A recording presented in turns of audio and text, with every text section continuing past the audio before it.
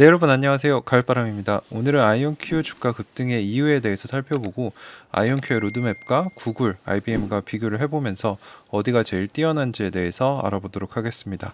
부제로는 AI와 양자시대가 도래했다라고 제목을 붙여봤습니다. 네, 우선 양자주들이 급등을 하고 있습니다. 제가 지금 촬영을 하고 있는 5월 23일 화요일 자정인데요. 보시면 아이온큐뿐만 아니라 이제 D-Wave, 리게티, ARQQ 등등 모두 좋은 모습을 보여주고 있습니다. 근데 이제 나스닥은 강보합 정도로 보여주고 있어서 이제 양자주들의 수급이 굉장히 많이 들어오고 있다. 그래서 왜 그러냐 제가 한번 찾아봤더니 유관 기사가 있어서 전해드립니다.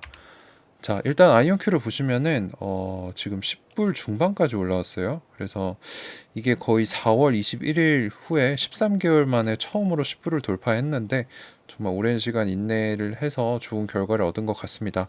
그리고 그동안 힘들긴 했지만 진짜 어떤 기업이 잘하는지 분석할 수 있는 분석력도 기를 수 있었고 이제 아이온큐와 소통을 하면서 임원들도 만나고 본사까지 갔다 오면서 참 좋은 경험, 부의 그릇을 넓히는 시간이 되었는데 여러분들에게도 그런 시간이 되었었으면 좋았을 것 같습니다. 그래서 뭐 단기적으로도 봐도 이제 전고점을 돌파를 했고요. 이제 그 전에 최고점이었던 36불을 목표로 달려가는 시기가 오지 않았나 싶습니다. 자, 우선 왜 이렇게 올랐나 봤더니 미국의 양자 선도 노력이 있었습니다. 5월 17일에 IBM과 구글이 각각 100밀리언 달러, 50밀리언 달러, 도합 150밀리언 달러를 시카고 대학, 도쿄 대학교에 투자하기로 했습니다. 왜 그랬냐? 중국의 대항에서 양자 컴퓨팅 경쟁 우위를 가지기 위한 노력이다. 라고 해서 본격적으로 미국과 중국 간의 양자 컴퓨팅 기술 전쟁이 본격화가 됐습니다. 그래서 동맹국들에게 더 의존해야 한다. 그리고 중국 학생들을 받아들이면 안 된다. 우리는 그들을 재정적으로 지원했을 뿐만 아니라 교육과 훈련 기회를 줘서 그들이 다시 중국에 돌아가서 미국에 대항하도록 해줬다라고 주일 미국 대사 임마누엘이라는 사람이 얘기를 했습니다. 그래서 이제 미국과 중국 간의 양자 전쟁이 본격화가 됐다는 거죠. 그래서 이번 투자의 주요 목적은 10년 내에 10만 큐비트를 갖춘 이제 초전도체 방식의 양자 플러스 슈퍼컴퓨터 개발에 있는데 이거를 통해 양자 컴퓨팅 기술 발전에 큰 이정표가 될 거다라고 얘기를 하고 있고 무엇보다 중요한 건 IBM과 구글이 손을 잡았다는 겁니다. 그래서 우리가 살펴봐야 될 거는 왜 잡았을까? 라는 점을 생각을 해봐야 되고요.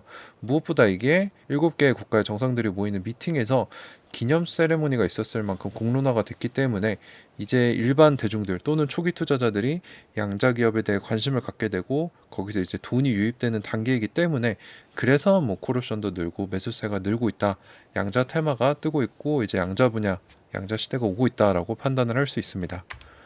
자, 그래서 IBM은 특별히 더 고군분투를 하고 있는데 10만 큐비트 수준에 도달을 하면 세계에서 가장 중대한 문제들을 풀 수 있다라고 얘기를 하고 있고 올해 말까지 이거를 준비하기 위해서 세 가지 중대한 부분을 런칭할 거다. 133 큐비트에 이제 조립해서 합칠 수 있는 칩인 헤론 칩을 만들고 있고 IBM의 이제 양자 시스템의 두 번째 버전인 IBM 퀀텀 시스템 2라고 해서 이 칩들을 여러 개를 연결하는 그런 양자 컴퓨팅 시스템 그리고 고전 컴퓨터와 양자 컴퓨터 간의 워크로드를 함께 실행할 수 있는 미들웨어 이렇게 세 개를 개발하겠다라고 얘기를 했고요. IBM 퀀텀의 담당 임원인 제이 감베타는 궁극적으로 세상에서 가장 어려운 문제들을 풀도록 해줄 거다라고 했고 IBM과 구글의 동맹이 공식화된 것 같습니다. 그래서 내결함성 오류를 수정할 수 있는 양자 컴퓨터를 개발하고 차세대 양자 인재들을 준비하겠다라고 얘기를 했어요. 자, 그럼 우리는 IBM, 구글 이 진영과 아이온큐, 이온트랩 진영과의 비교를 좀 해봐야 됩니다. 근데 초전도체 같은 경우는 앞으로 10년 뒤인 2033년에 10만 큐비트를 도달하겠다고 했습니다. 근데 이게 사실 2030년 정도로 세팅했던 거를 3년 정도 미룬 겁니다.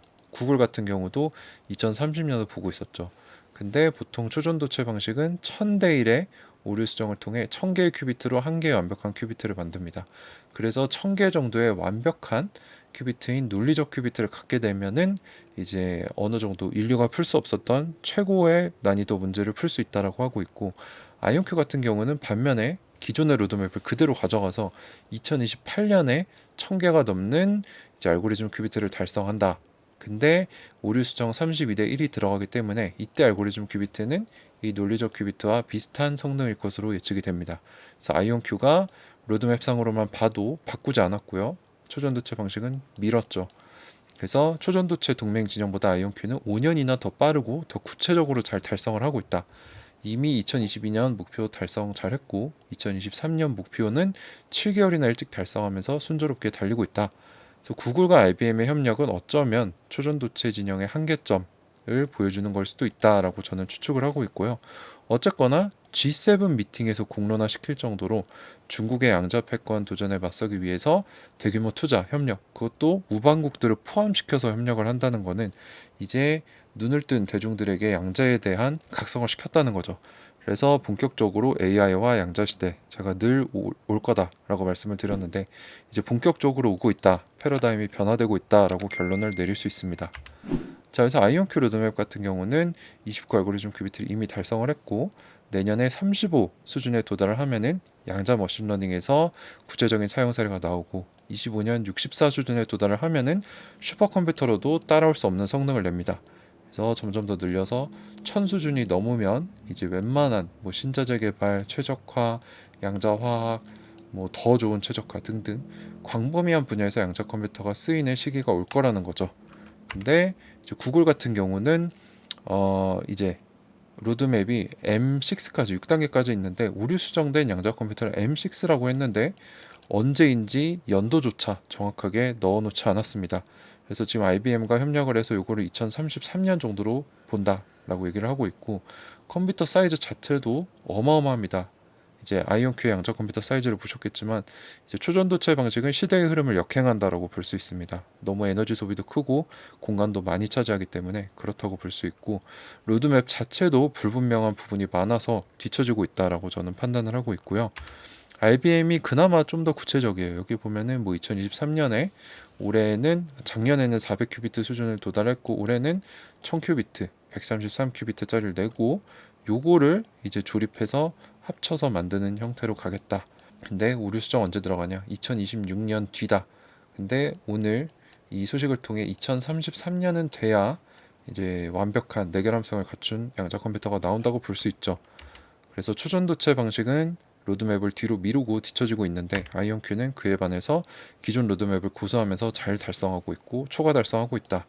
그리고 완벽한 양자 컴퓨터는 뭐 한 2028년 정도로 보기 때문에 초전도체보다 한 5년 정도 앞설 것으로 기대가 됩니다.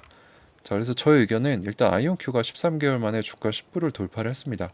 그래서 이 첫 10불 위에 돌았던 때는 정고점일 때는 다시 36불일 때는 광기에 가까웠어요. 그때는 뭐 아무것도 실체가 없었기 때문에.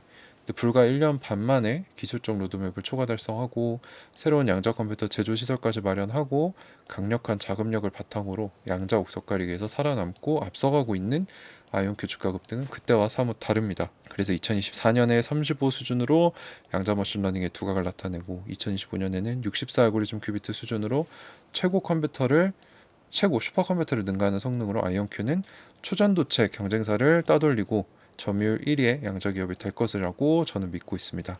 그래서 저의 개인적인 주가 목표, 요거는 참고만 하세요. 제 생각이니까. 흑자 전환을 하고 양자 우위, 진정한 양자 우위를 달성하는 2025년에는 정고점인 36불을 돌파할 수 있을 것으로 예상을 하고 있고 이제 내결함성, 오류 수정이 본격적으로 갖춰진 양자 컴퓨터를 도입하고 시장이 확대된 2030년에는 무난히 100불도 돌파할 수 있을 것이다. 라는 이 목표를 가지고 저는 투자를 하고 있습니다. 근데 이게 불가능하지 않다라고 제가 생각하는 이유는 아이온큐의 목표는 차세대 QPU 세계의 엔비디아가 되는 겁니다. 엔비디아 지금 시총이 773빌리언이고 못해도 IBM 정도 사이즈는 갈 거라고 봐요. IBM은 이제 100빌리언이 좀 넘는데 아이온큐는 현재 주가가 10불인데 시총이 2빌리언입니다. 그럼 IBM만큼 되면 50배고 엔비디아만큼 되면은 40이 아니고 400배네요. 그래서 50배만 가도 얼마입니까? 500불이고 400배 가면 4,000불인데 제가 보는 2030년 100불은 만약에 시나리오대로 간다고 하면은 저는 보수적인 관점이라고 생각을 합니다. 자, 그리고 또 제가 말씀드리고 싶은 거는 이제 전문가들이 내놓는 실적들이 있어요. 뭐 제가 말씀드리고 싶은 건 이 사람들은 양자 컴퓨터의 가격도 모릅니다. 이걸 제일 잘 아는 곳은 회사죠. 그래서 아이온큐를 신뢰할 수 있다면 이 정보를 신뢰하는 편이 소위 전문가들이 내놓는 수치상으로는 뭐 진짜 진위를 알 수 없는 이 기본적인 지식도 모르는 사람들의 얘기를 듣기보다는 스스로 공부하면서 내가 신뢰하고 가장 잘 알 수 있는 회사의 정보를 신뢰하는 편이 낫다. 그래서 의지하지 말고 스스로 공부해서 판단해서 장기 투자해서 부자가 되자가 결론입니다. 자, 그래서 아이온큐 급등의 이유, 왜냐면 구글과 IBM이 또 크게 G7에서 터트리면서 AI와 양자 시대를 촉진시키고 있고 이것들이 대중들에게 각인이 되고 있다라고 결론을 내릴 수 있을 것 같습니다. 네, 도움이 되셨다면 구독과 좋아요, 알람 설정 부탁드리고요. 끝까지 시청해 주셔서 감사합니다. 가을바람이었습니다.